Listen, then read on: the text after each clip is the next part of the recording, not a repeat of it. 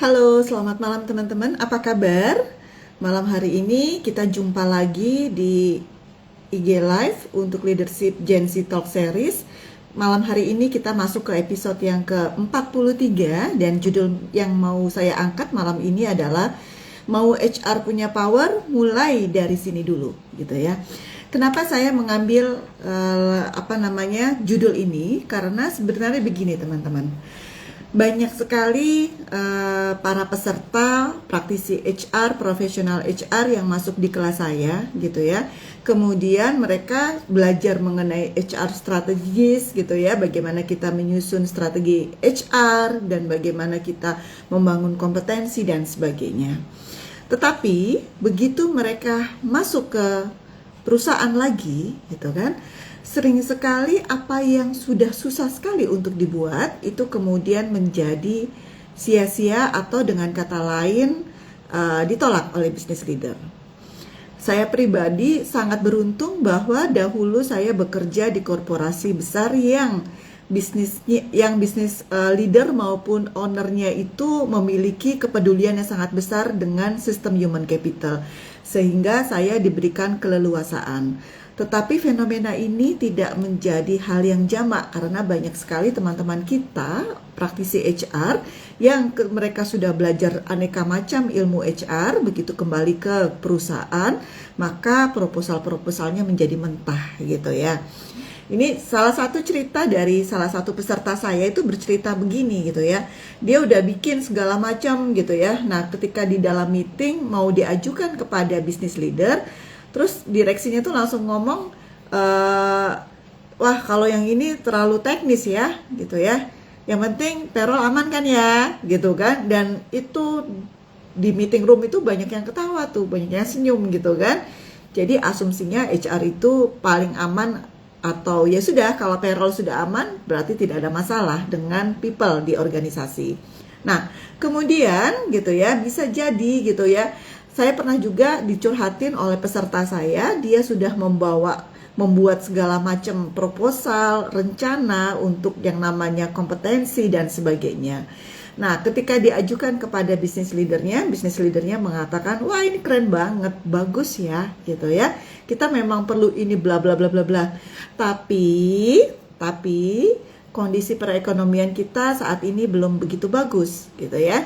Jadi kita masih fokus ke ngejar revenue dulu ya, gitu ya. Jadi ujung-ujungnya apa yang sudah dilakukan itu dalam tanda kutip ditolak oleh business leader. Nah, ketika kita dihadapkan pada fenomena seperti ini, gitu kan, maka saya ingin mengajak teman-teman untuk berpikir ulang, gitu ya, bagaimana posisi kita di organisasi. Karena begini, pertama adalah tidak semua korporasi atau organisasi itu punya kesadaran yang sama bahwa mengelola orang itu penting, gitu kan? Mengelola orang itu penting. Karena di dalam laporan keuangan kita ini masuk di dalam cost, gitu ya.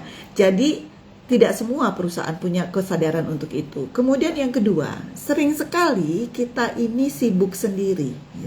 Orang HR itu sibuk dengan terminologi, otak kita itu penuh dengan keilmuan HR gitu ya, atau keilmuan HR, sehingga kita jarang sekali menggunakan terminologi atau kita tidak satu frekuensi dengan business leader kita pada saat kita bicara masalah bisnis. Gitu kan? Pada saat kita bicara masalah bisnis, akibatnya kayaknya nggak nyambung, gitu kan? Dan itu kalau dalam keseharian terus-menerus kita lakukan, maka ketika kita bicara bahwa ini penting, people adalah aset, bla bla bla bla bla, maka itu akan menjadi satu kalimat yang indah, gitu ya. Tetapi bagaimana eksekusinya, bagaimana komitmen dari business leader dan para pemangku kepentingan yang lain terkait dengan people di organisasi, maka itu yang meragukan kalau kita selama ini hanya bicara dari kacamata HR ya. Nah, akan berbeda kalau seandainya kita bekerja di NGO gitu ya, yang organisasi yang tidak berorientasi pada profit, organisasi yang berorientasi kepada people, pengembangan SDM dan sebagainya. Organisasi-organisasi seperti itu clear bahwa mereka di-create bukan untuk mencari profit. bahwa mereka punya misi untuk mendevelop people. Tapi kalau kita bekerja sebagai HR di organisasi yang jelas-jelas kita diminta untuk di organisasi yang jelas-jelas UUD ya, ujung-ujungnya duit, ujung-ujungnya profit, gitu kan? Maka mari kita mengubah mindset kita, gitu ya. Jangan sibuk dengan terminologi HR kita, gitu kan? Kita yang harus menaikkan frekuensi kita, meletakkan posisi kita sebagai bisnis. Kalau kita sebagai business leader, gitu kan, bagaimana kita bisa menyusun suatu strategi HR yang bagus, gitu kan. Nah, itu fenomena yang selama ini saya alami ketika berhadapan dengan para peserta di kelas saya pada saat mereka kembali ke perusahaan dan mereka mengeluhkan bahwa mereka tidak bisa mengajukan proposalnya, gitu ya, karena HR masih dianggap oleh business leader sebagai bentuk cost, bukan bentuk investasi, gitu kan. Nah, mari kita lihat data global, gitu ya. Dari data global dari Gartner, menurut artikel Inviting New Voices to the Table, HR as a Strategic Partner, itu disebutkan bahwa HR sebagai strategic partner itu sebetulnya dapat meningkatkan kinerja karyawan hingga 22%. Kalau kita sebagai HR mampu menjadi strategic partner, gitu kan.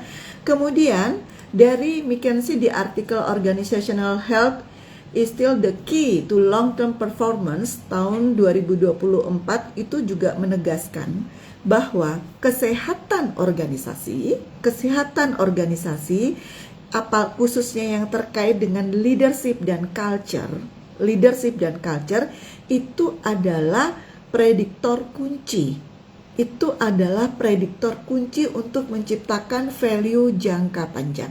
Ya, jadi culture dan leadership itu prediktor kunci untuk menciptakan value dalam jangka panjang. Melihat fenomena yang tadi saya sampaikan dan melihat data yang barusan saya kemukakan, maka kita coba untuk menarik benang merah. Sebetulnya apa sih yang menjadi akar masalah? Tadi saya sempat spill sedikit ya, tapi mari kita melihat secara sistematis apa yang menjadi akar masalah kita sebagai profesional HR. Pertama, kita ini gitu ya, banyak sekali dalam keseharian bicaranya adalah data HR. Kita tidak bicara data bisnis. Kita datang ke atasan kita datang ke dalam meeting-meeting di perusahaan kita bawalah data turnover, data hasil evaluasi training gitu ya, apalagi kalau pre-post gitu kan, itu nggak akan tuh dibeli gitu kan, apa hubungannya gitu kan. Kemudian data engagement, data absensi, data HR yang kita bawa. Data HR yang kita bawa ke dalam meeting room ketika kita bicara mengenai pengelolaan SDM. Padahal atasan kita, business leader kita, itu di otaknya itu bicaranya apa? Target revenue.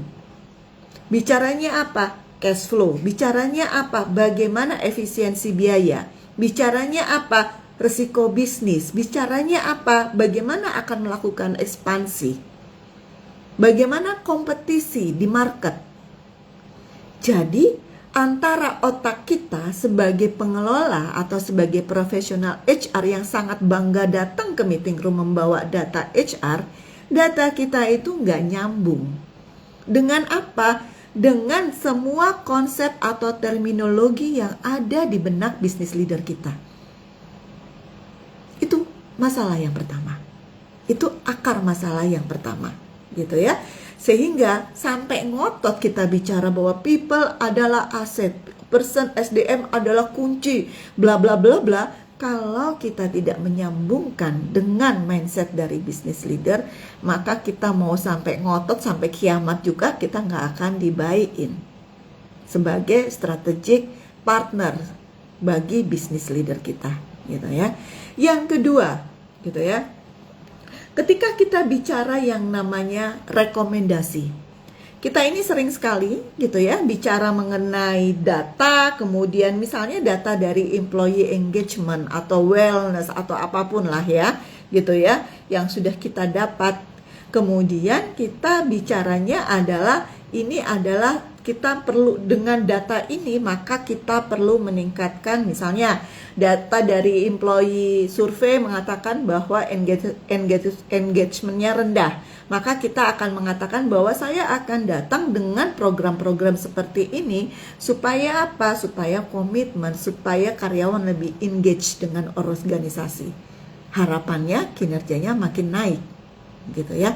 Lagi-lagi kita bicara rekomendasi dengan kacamata HR kita, gitu kan.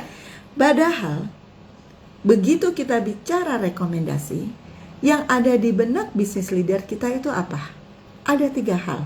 Kalau kita bicara bahwa kita mau submit rekomendasi kepada bisnis leader. Yang pertama, apa dampak dengan angka? Apakah itu kemudian kita membuat berbagai macam program itu meningkatkan biaya kita, gitu ya, budget kita makin naik, gitu kan? Jadi jangan senang dulu, jangan terlalu bangga dulu bahwa kita merekomendasikan atau memberikan proposal terkait dengan solusi. Karena di dalam benak bisnis leader ini angkanya berapa ya? Gitu ya. 1. Kemudian, mari kita bicara di dalam proposal kita, ini kita juga menyampaikan apa resikonya kalau tidak dilakukan. Dan yang ketiga adalah seberapa cepat hasilnya itu terlihat. Jangankan seperti misalnya training ya, gitu ya. Kita ini trainingnya penting banget Pak, bla bla bla bla bla gitu ya. Kita sudah berbusa-busa untuk menyampaikan itu, gitu ya. Padahal kita tahu ketika kita melakukan training, gitu ya, mungkin kita kirim orang keluar, gitu ya, ke provider training segala macam. Itu kan orang balik ke kantor juga masih banyak yang harus kita lakukan untuk membangun environment, supaya membangun sistem, supaya dia bisa mengaplikasikan ilmunya, gitu ya. Itu baru 1. Kemudian yang kedua adalah berapa lama, gitu ya, output dari keilmuan si karyawan tadi bisa diterapkan dan itu bisa diukur dampaknya buat bisnis. Jadi marilah kita bicara dengan perspektif itu. Jadi kalau proposal, lagi-lagi saya sampaikan, untuk proposal sampaikan bukan hanya programnya tetapi dampaknya terhadap angka, gitu ya. Resikonya kalau kita tidak melakukan, akan lebih baik kalau risiko itu ada angkanya. Kemudian yang ketiga adalah seberapa cepat hasilnya akan tercapai. Sehingga kalau bisnis leader kita approve dengan proposal kita, dia tidak akan melihat proposal kita itu sebagai biaya tambahan, tapi sebagai bentuk dari investasi. Kemudian yang ketiga, gitu kan, akar masalah yang ketiga, kita ini sering sekali sibuk sendiri. Sekarang lagi tren nih terkait dengan budaya coaching. Ya, beberapa tahun terakhir ini kan coaching itu didengung-dengungkan. Di sana itu udah tuh coaching tuh gini-gini, kita benchmarking, kita masuk ke dalam komunitas. Sekarang lagi trennya apa? Sekarang apalagi isu-isu mental health gitu kan. Kita dari tren-tren yang ada, kemudian kita sibuk sendiri untuk mengikuti tren. Padahal belum tentu loh, gitu ya. Apa yang menjadi tren itu memang sesuai untuk menjadi solusi di organisasi kita. Banyak variabel yang harus kita lihat, kita analisis. Mungkin ukuran organisasi kita, usia organisasi kita ada di fase apa nih, gitu ya. Kemudian keunikan, gitu ya, culture. Banyak variabel yang harusnya kita perhatikan, kita analisis sebelum kita ikut-ikutan tren. Belum tentu yang di organisasi sana, gitu ya, di kompetitor kita, tren akan menyelenggarakan misalnya mengenai wellness program. Kemudian kita, di sana itu HR-nya kompetitor bikin wellness program tuh. Kayak kita perlu deh. Tunggu dulu. Saya tidak mengatakan program itu salah atau benar. Tapi semua program itu baik. Tetapi pertanyaannya adalah apakah itu yang dibutuhkan oleh organisasi kita saat ini? Gitu kan? Belum tentu loh, gitu ya. Itu yang dibutuhkan. Jadi marilah kita sebagai profesional HR, gitu ya, itu kita melihat kepada bisnis kita mau apa. barulah kita membuat program. Tidak lagi latah atau FOMO, ikut-ikutan di luar sedang tren apa, gitu ya. Jadi kita perlu melakukan diagnosis dulu apa yang menjadi akar masalah people di organisasi kita, untuk kemudian kita come up dengan solusi apa yang tepat buat organisasi kita. Nah, kemudian yang keempat adalah terkait dengan kredibilitas strategis kita, gitu ya. Kita sering sekali sibuk dengan terminologi HR. Oh, kita ikut komunitas, kita ikut training, belajar ina itu. Tetapi, gitu ya, mungkin kita perlu juga memahami yang namanya mindset yang berbeda. Contoh, gitu ya. Kalau kita mau ide kita, konsep kita, pemahaman kita terhadap permasalahan di user itu lebih baik lagi, kita belajar finance, kita belajar IT, kita belajar operation, gitu ya. Itu kita pasti pahami, kita belajar business development. Saya pribadi dulu itu sampai saya itu ngajar warehouse management, basic warehouse management coba. Saya orang psikologi pada saat itu, belum kuliah S2, tapi saya sudah mengajar di organisasi saya sebagai HR. Saya mengajar basic warehouse management. Saya belajar, saya belajar, gitu ya. Supaya apa? Supaya kita punya kredibilitas ketika kita bicara tentang operasional.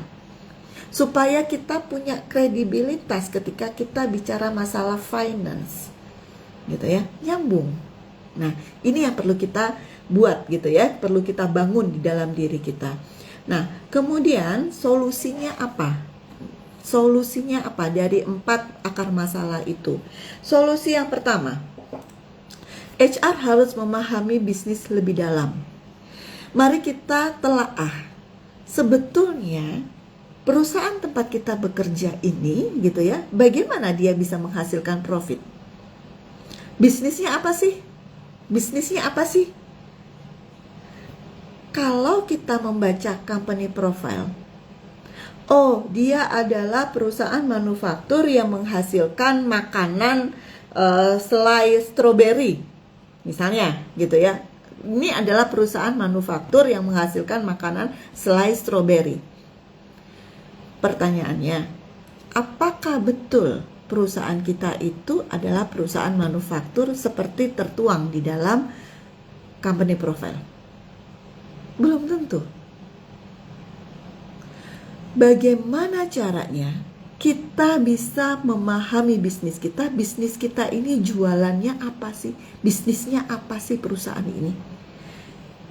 Saya sarankan teman-teman mencari tahu kita ini bisnisnya apa, itu dari kacamata customer.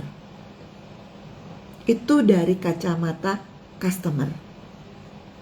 Jadi mungkin bisnis kita produknya adalah produk selai stroberi misalnya, gitu ya. Tetapi apakah betul produk ini bisnisnya? Bisa jadi bukan, gitu ya. Bisa jadi kalau kita bicara bisnis kita apa, sebetulnya adalah value apa, gitu ya, yang dijual oleh perusahaan, yang diterima oleh customer, melalui produk dan jasa yang diproduksi oleh perusahaan kita.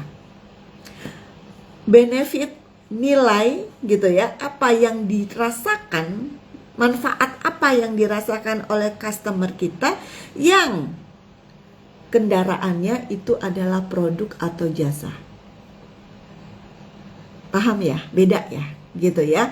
Apakah kita bisa jadi saya jualan itu misalnya saya kaya, saya punya pabrik selai stroberi, gitu ya. Kemudian saya jualan. Apakah saya jualan selai stroberi? Belum tentu loh. Gitu kan? Saya bisa jadi yang saya jual bukan selai stroberi, tetapi pengalaman menikmati selai stroberi. Persepsi lagi, maka kita masuk ke ilmu yang namanya ilmu branding ya, positioning, gitu ya, branding gitu. Apa yang ada di dalam benak kita, gitu kan? Nah, itu yang teman-teman perlu paham. Berarti HR perlu juga dong belajar ilmu marketing branding. Ya, perlu juga kita belajar itu, gitu ya. supaya kita lebih paham lagi terkait dengan bisnis. Kalau kita sudah paham dengan bisnis, maka kita bisa mengaitkan dengan program-program kita dengan business outcomes gitu ya. Kita bisa bicara, bukan kita butuh training Pak, Bu. Bukan, kita langsung bisa mengatakan kita butuh training ini karena training ini bisa menurunkan defect sekian persen. Kita membutuhkan, saya akan mengadakan training ini karena training ini bisa membuat perusahaan menciptakan atau menghasilkan efisiensi 1 poin sekian M per tahun. Data kita kaitkan dengan data bisnis. Ya, itu yang pertama. Kalau kita punya pemahaman bisnis. Yang kedua, gitu ya, kita mulai melihat bahwa, gitu ya, saya pribadi dulu, kalau mungkin saya pernah beberapa kali sampaikan di IG Live di episode yang sebelum-sebelumnya, gitu ya. Saya pribadi dulu itu kalau ada karyawan, kalau misalnya nih ya, business leader kami mengatakan nanti sales revenue-nya naik sekian persen ya Fir, gitu ya. Oke, gitu ya. Maka inisiatif saya apa? Inisiatif saya adalah bikin strategi untuk sales yang baru, gitu ya. Strategi yang baru untuk para sales. Kemudian bikin coachingnya gitu ya, kemudian job desainnya gitu ya, kemudian apa, kalau itu artinya naikin revenue tuh gitu ya, kalau kan ujungnya profit ya gitu ya. Dan begitu sales manajernya datang ke ruangan saya dan mengatakan, Fir, lu denger ya tadi ya, bapak kita itu bilang bahwa kita mau naikin sales revenue, gua mau nambah orang sales ya. Tunggu dulu, saya bilang gitu ya. Saya punya penghitungan gitu ya, untuk 1 orang yang ada di departemen sales itu berapa saya punya biaya, termasuk biaya sewa tempat ya, karena kami kan sewa gedung gitu ya, termasuk biaya sewa tempat, listrik, gaji, klaim-klaiman semuanya gitu ya, sehingga saya akan mengatakan ini biaya per orang di departemenmu itu sekian loh. Kalau lu mau nambah dengan alasan bahwa sales revenue mau dinaikkan targetnya gitu kan, lu mau bawa duit berapa? Hitung-hitungan bisnis gitu. Bu Firly, segitu amat. Ya kita harus meletakkan people kita itu adalah aset gitu ya. Kok people jadi aset, mengurangi nilai humanitas? Ya karena kita ngeran bisnis untuk profit, menciptakan profit, maka people adalah aset gitu ya. Nah kemudian yang ketiga, jadi ROI-nya mesti clear ya gitu ya. Kemudian yang ketiga, mari kita bicara yang tadi saya bilang gitu ya, bicara dengan bahasa yang dimengerti oleh business leader kita. Mulailah terkait dengan data HR, dikawinkan dengan resiko, dengan biaya, dengan growth revenue-nya berapa gitu ya, bagaimana dengan keberlanjutan bisnis, semuanya itu mari kita mulai bicara dengan itu gitu ya. Ini kalau misalnya nih ya gitu ya, kita akan mengatakan nih misalnya ya, misal kita mengelola leader yang toksik nih gitu. Ada satu leader yang toksik di organisasi kita, saya pernah ngalamin itu gitu ya. Leader yang toksik, kita ngomong sampai berbusa-busa gitu ya, bahwa leader itu toksik, itu useless. Tapi kalau kita datang kepada business leader kita dan mengatakan, Pak, leader ini toksik, buktinya adalah angka turnovernya sekian di departemen dia. Angka turnover sekian itu dia sudah menimbulkan biaya berapa untuk proses rekrutmen, untuk proses bla bla bla bla blanya gitu ya. Itu semua saya hitung. Jadi gitu ya, dengan ketoksikan si leader ini, perusahaan harus mengeluarkan biaya sekian. Sehingga ketika saya menyarankan leader ini kemudian harus konseling ke psikolog gitu ya, itu dibaikin, dibeli oleh business leader. Oke, dia memang harus konseling ke psikolog. Jadi gitu ya, lebih murah kita mengirimkan dia ke psikolog untuk menyelesaikan ketoksikannya dibandingkan kita terus memaintain orang-orang toksik ini gitu ya. Itu gambarannya saja ya teman-teman ya. Nah kemudian mari kita mulai melihat bahwa saya pribadi tuh cukup sedih gitu ya kalau orang mengatakan masalah orang di organisasi itu kemudian langsung jump to conclusion mengatakan bahwa ini orangnya nggak beres nih. Belum tentu loh gitu ya. Lagi-lagi saya mengatakan sebelum kita ngejudge orang yang nggak beres, kita harus melihat kepada sistemnya dulu. Maka kita sebagai orang HR, profesional HR, perspektif OD-nya harus jalan gitu ya. Jadi kalau kita punya perspektif OD, kita tidak akan mudah. Oh ini masalahnya ini, kita beli training 2 hari sekian biayanya. Sorry ya teman-teman trainer ya gitu ya, saya juga trainer kok gitu ya. Beli training tentang leadership bla bla bla bla bla bla, padahal yang ngajar belum tentu pernah kerja di korporasi ya gitu ya. Tapi kita belilah ini training gitu ya. Ini masalah selesai. Gak ada cerita. Gak ada cerita. Orang pergi training, kemudian keluar 2 hari 3 hari, kedua dia langsung berubah menjadi karakter, menjadi individu baru. Gak ada cerita. Jadi kita sebagai profesional HR yang kita harus berpikir sistemik, struktural. Oh ini adalah masalah bagaimana sistem gitu ya. Maka kita larinya adalah ke OD. Bagaimana desain intervensinya gitu ya. Ini masalah di tataran apa nih? Di level organisasi, di level timnya gitu ya, atau fungsi, atau ini di level individu.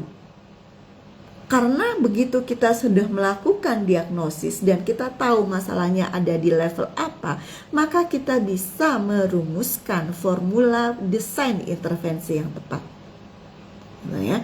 Jadi mari kita berpikir, jangan cari gampangnya, gitu ya. Jangan cuma cari gampangnya, kirim training, kalau orangnya keluar training nggak oke gitu ya, kita tinggal nyalahin providernya gitu ya, atau kita nyalahin orangnya, ya nggak gitu juga. Gitu ya, jangan pernah ngeblame orang kalau kita tidak men-create sistem.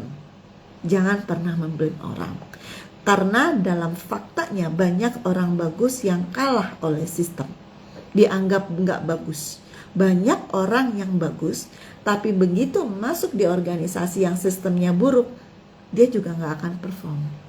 Dan itu banyak, gitu ya. Kasihan orangnya, oke ya. Jadi gambarannya seperti itu. Kemudian tadi saya mengatakan solusi yang kedua adalah kaitkan dengan data. Jangan hanya fokus kepada data HR. Kaitkan data HR dengan data-data bisnis, entah itu data produktivitas, entah itu data kualitas, data finansial, data operasional, atau data risiko bisnis. Misal, kita mengatakan bahwa ini perlu dilakukan perubahan desain organisasi.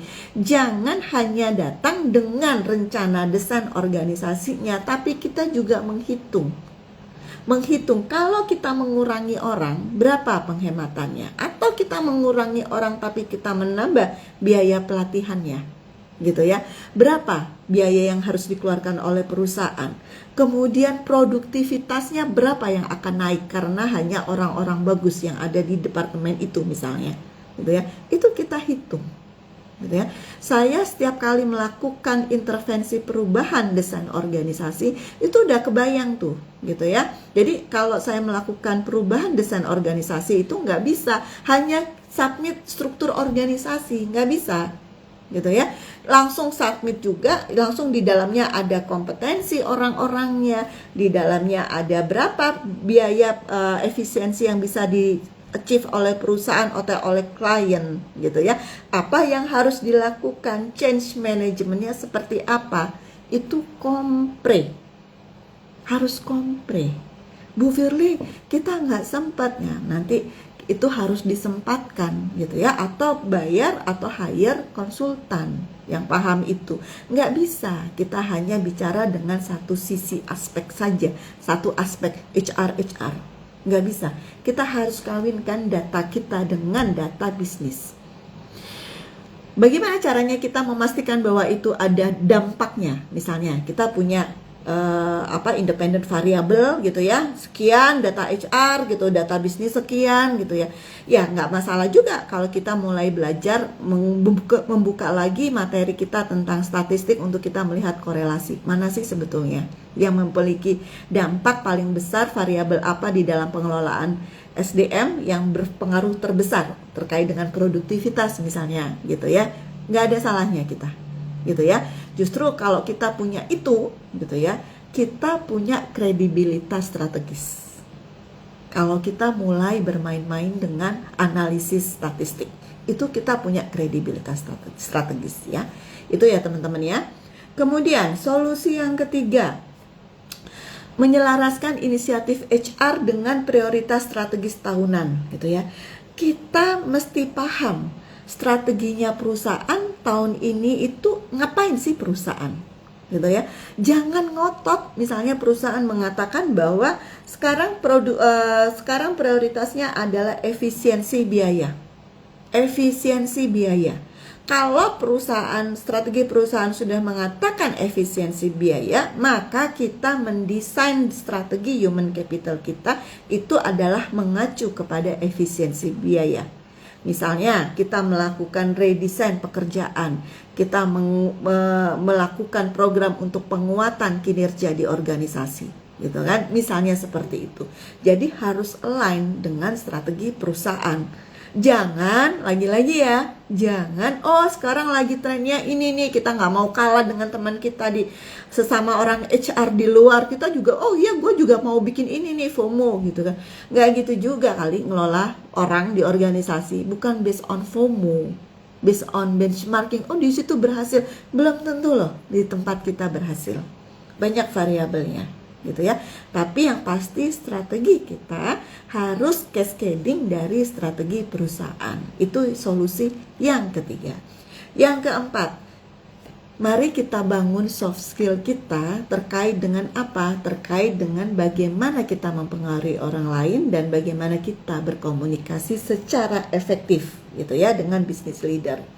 Mulailah kita untuk bicara bukan hanya bisnis, tapi kalau bikin materi slide ke business leader terkait dengan kinerja, udah nggak usah banyak-banyak gitu ya, cukup 1-2 slide gitu ya, executive summary misalnya gitu ya, 1 slide aja. Kalau kita paham betul gitu ya, itu kita bisa panjang lebar untuk menjelaskan. Jadi marilah kita mulai membangun kemampuan kita dalam berkomunikasi dengan bahasa bisnis dan bagaimana kita bisa mempersuasi ya. Orang akan mudah untuk membaikin ide kita kalau kita memang punya kredibilitas untuk itu. Nah, solusi kelima apa? Yang tadi, gunakan solusi perspektif OD ya. Kemudian yang keenam adalah lakukan quick wins gitu ya. Quick wins untuk 3 bulan. Kita daripada misalnya kita mau mengadakan talent management gitu ya. Daripada kita atau kita mau mengadakan kompetensi gitu kan, kompetensi manajemen, daripada kita menunggu misalnya korporasi kita besar, kita harus panjang lebar bulan-bulan, maka ambillah pilot project. Satu kelompok yang paling bermasalah, kemudian jadikan mereka sebagai pilot project dengan program-program kita, dan kemudian terapkan kepada kelompok itu, ukur dampaknya gitu ya, ukur biayanya. Nah, kemudian kalau itu berhasil, maka akan mudah itu kemudian diduplikasi ke fungsi-fungsi yang lain gitu ya. Jadi lakukan quick win. Dan yang ketujuh adalah, nah ini tadi saya bilang gitu kan, kita harus punya, ini bukan sekedar partnership, tapi kita harus punya yang namanya, teman-teman kalau misalnya business leadernya aware dengan human capital, kita itu sering sekali dilibatkan dalam meeting-meeting business leader dengan fungsi yang lain.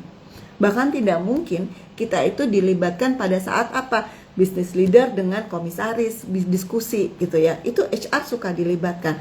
Atau dengan business development gitu kan. Nah, mari kita tempatkan diri kita gitu ya sebagai partner.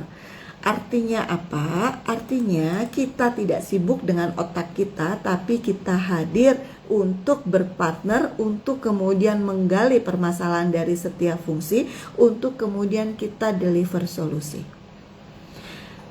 Bahasa saya, kita kerja itu cuma 2 perannya. kita menjadi bagian dari masalah atau kita menjadi bagian dari solusi. Nah, partnership yang harus kita bangun adalah kita menempatkan diri kita adalah menjadi bagian dari solusi, gitu ya.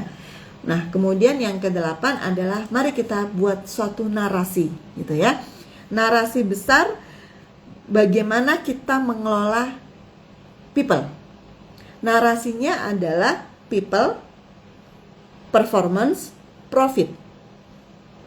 People, performance, profit.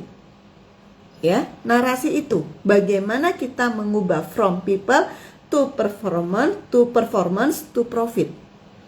Maka itu mesti kita tanamkan juga di dalam tim kita, di dalam tim kita, bahwa perspektifnya bukan perspektif lagi administrasi, tetapi bagaimana kita mengelola people supaya mereka kinerjanya bagus, supaya yang ujung-ujungnya dia bisa menghasilkan profit. Karena ketika kita berada di perusahaan, memang untuk men-create profit, gitu ya. Jadi mulailah mari kita berhenti dengan jargon-jargon people adalah aset kalau kita sendiri juga tidak paham terkait dengan bisnis dan bagaimana mengelola untuk mengkonversi human capital di organisasi kita untuk keberhasilan bisnis dan keberlangsungan organisasi. Kalau kita nggak paham itu percuma kita panjang lebar bicara people adalah aset dan bla bla bla bla gitu ya. Itu teman-teman dari saya. Oke. Kemudian mari kita, sekarang sudah pukul 20.37 gitu ya. Mari saya rangkum gitu ya. Kenapa saya mengambil ini? Karena memang mengambil judul ini karena memang faktanya hari ini banyak sekali profesional HR yang masih berjibaku karena ide-idenya bicara mengenai kompetensi, bicara mengenai training dan sebagainya, itu menjadi mentah gitu ya bagi para business leader kita, karena mindset mereka adalah mindset bahwa ini adalah cost. HR itu adalah cost. Ya udahlah, yang penting payroll aman, nggak ada isu hubungan industrial, that's it gitu kan. Nah, itu intinya. Kemudian data dari hasil riset sudah jelas bahwa kalau kita mampu menjadi strategic partner bagi business leader kita, kinerja karyawan di organisasi kita itu naik 22%. Ya. Akar masalahnya apa? Karena satu, kita masih berkecimpung, masih sibuk dengan data HR, bukan data bisnis. Sehingga kita harus membuka mindset kita bahwa bagaimana kita membawa people kita supaya berkinerja bagus dan supaya profit perusahaan juga naik, gitu kan? Yang kedua, kita jarang sekali menggunakan rekomendasi kita jarang sekali kita konversi menjadi bahasa bisnis. Jadi kalau kita mau menjadi strategic partner, usulan apapun, rekomendasi apapun, pastikan ada 3 variabel. 1, dampaknya ke angka. Kemudian yang kedua, resiko kalau kita tidak lakukan itu. Dan yang ketiga, seberapa cepat hasilnya bisa dilihat gitu ya, atau bisa diukur. Kemudian yang ketiga, akar masalah yang ketiga itu adalah yang tadi ya, belum terhubung dengan cascading dari strategi perusahaan. Solusinya apa? 1, kita belajar bisnis. Ya, kita belajar bisnis. Bisnis kita apa indikatornya, kita belajar finance, kita belajar marketing, kita belajar semuanya. Kemudian supaya apa? Supaya kita bisa memastikan bahwa pengelolaan kita memang merujuk kepada kinerja yang terukur dan kepada profitabilitas perusahaan. Kemudian solusi yang kedua, mari kita menggabungkan data-data kita dengan data bisnis, data produktivitas, kualitas dan sebagainya. Dan mari kita menyelaraskan strategi kita dengan strategi perusahaan gitu ya. Kemudian membangun kemampuan kita dalam mempengaruhi dan dalam berkomunikasi, itu solusi yang keempat. Dan solusi yang kelima, mari kita menggunakan perspektif OD bukan hanya PD ketika kita menghadapi permasalahan people di organisasi. Dan yang keenam, mari kita buat quick win dulu gitu ya, supaya bisa di buy in oleh business leader kita. Kemudian solusi yang ketujuh, kita membangun kemitraan gitu ya dengan para pemangku kepentingan. Kita menjadikan diri kita sebagai problem solver bagi masalah-masalah yang dimiliki oleh para user di organisasi atau para pemangku kepentingan. Dan yang kedelapan adalah mari kita educate tim kita untuk mulai memiliki narasi yang tepat bahwa kita harus mengelola people untuk kinerjanya lebih bagus dan ujung-ujungnya adalah profitabilitas perusahaan juga naik sehingga bisa menjamin keberlangsungan dari organisasi. Itu saja dari saya teman-teman. Terima kasih banyak buat teman-teman yang sudah hadir. Semoga sharing malam ini bisa memberikan insight, bisa memberikan manfaat buat teman-teman semua. Sampai ketemu lagi di hari Kamis ya. Semoga tidak ada kendala. Hari Kamis kita akan ketemu lagi untuk IG Live kita yang episode ke-44. Terima kasih banyak. Selamat malam. Izin saya close ya. Terima kasih.